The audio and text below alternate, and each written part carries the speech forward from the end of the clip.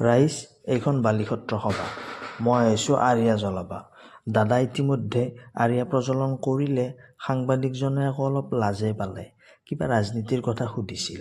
দাদাই বোলে, ভাইটি, য'তে ত'তে যি টি প্ৰশ্ন নকৰিবাচোন। মই বোলো, তাকেইতো, ইমান ধুনীয়া আধ্যাত্মিক পৰিৱেশ।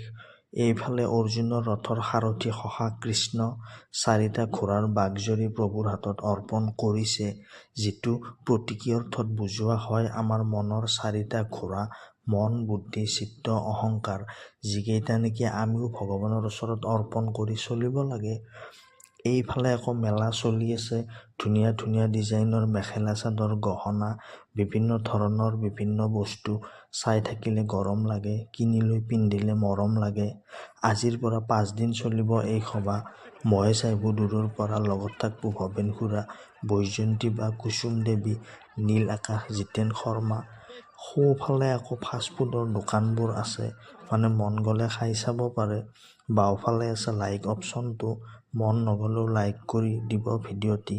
বাই, আকৌ লগ পাম বালিসত্ৰ সভাত, মিঠাই খাম।